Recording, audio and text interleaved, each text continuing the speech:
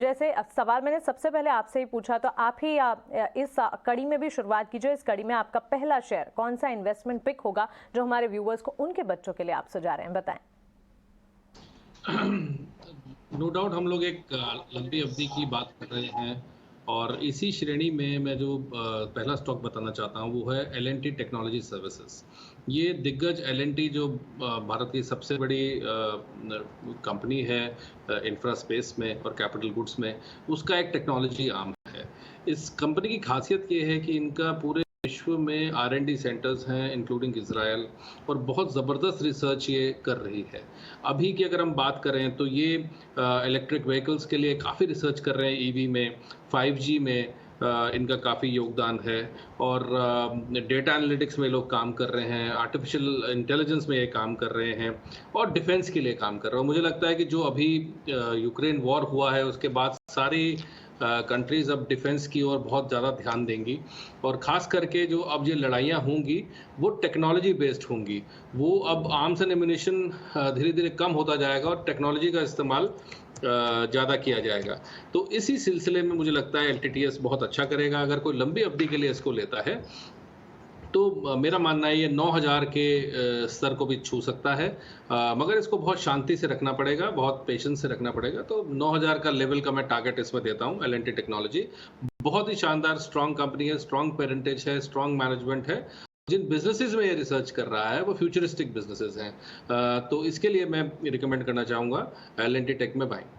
बिल्कुल, futuristic growth से ताल्लुक रखती कंपनी L&T टेक्नोलॉजी। तो ध्यान रखिए, बड़ा नजरिया 3 से 5 साल के अवधि के लिए हम आपको ये सारे के सारे शेयर सुझा रहे हैं। शर्मिला जी, आपकी तरफ से इस कड़ी में पहला स्टॉक कौन सा होगा, बताएं। पहले तो मैं ये कहना चाहूंगी कि जो तीनों मैंने स्टॉक्स चुने हैं वो मिड कैप से है, और उसकी वजह यही है क्योंकि हम लॉन्ग टर्म की बात कर रहे हैं और हम ये सोच रहे हैं कि अगर हम इनमें इन्वेस्ट करें तो इसमें आपको जो रिटर्न मिलना चाहिए ना वो जो आपको लार्ज कैप में मिलता है उससे कहीं बेहतर होना चाहिए।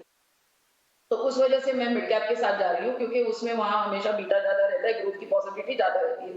लेकिन उसके साथ साथ मैं और एक चीज जोड़ना चाहूंगी कि पहले जैसे जमाना था कि हम कह सकते थे कि ये आप 5-10 साल के लिए स्टॉक रखे, तो डेफिनेटली आप 5-10 साल ये स्टॉक्स रख सकते, लेकिन इनको जरूर रीविजिट करें because businesses also get outdated very fast nowadays. तो इस चीज को मुझे लगता है कि सभी इन्वेस्टर्स को समझना पड़ेगा, और अगर आप आपके बच्चों के लिए इन्वेस्ट कर रहे हैं तो भी पेरेंट्स को भी समझना पड़ेगा कि business becomes today in today's world businesses become obsolete very fast. तो आपको इन चीजों पर ध्यान रखना होगा कि आपने किन चीजों में कौन सी शेयर्स में इन्वेस्ट किया है। तो हैविंग सेड ऑल दैट, मैं काफी एक ट्रेडिशनल सेक्टर के साथ जा रही हूँ, IDFC फर्स्ट बैंक।